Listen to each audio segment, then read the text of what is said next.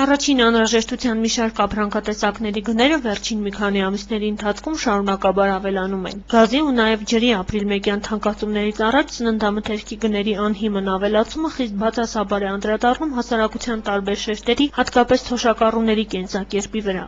Շաքարը, պիսոկը թանկացած է, կատնամթերքը թանկացած է, պեսի կիստակը շարունակի ինչ է դեվանքի մասին է խոսքը։ Ինձ ուզես, ինձ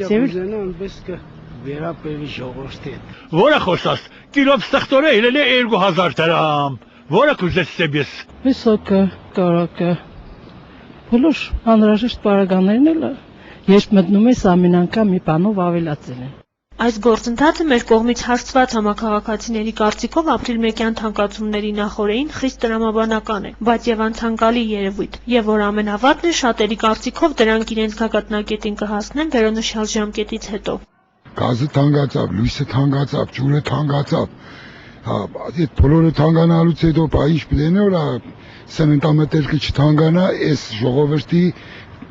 ծանր վիճակի մեջ է։ Պես կոմիտե ինչ-որ գոյությունների վերահսկողական կոմիտե գների համար,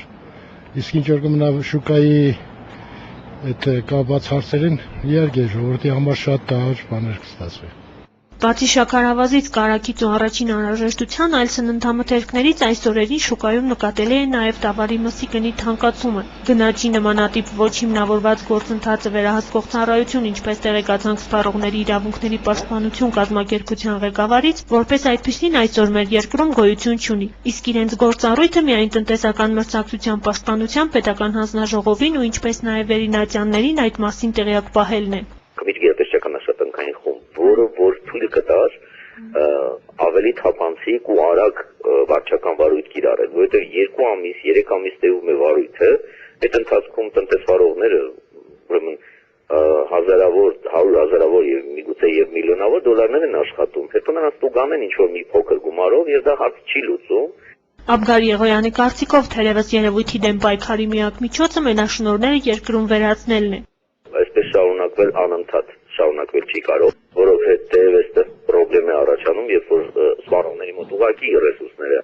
կբացակայեն, ինձ թվում է, որ պետությունը պիտի ամեն ինչ անի, որ մենաշնորհները երկրում վերացնի։ Թե գնաճի զարգացման այսպիսի ընթացքը ինչ հետևանքների կբերի, դեռևս դժվար է պատկերացնելը։ Մինչ սպառողների շահերը պաշտպանելու եւ սուղ միջոցները խնայելու ուղղությամբ տարբեր կազմակերպություններ որոշակի միջոցներ են ձեռնարկում, մարդիկ մտածում են երկրից հեռանալու մասին։ Անահիտ Նադարյան, Արտյոմ Ադամյան, Գալանյուս։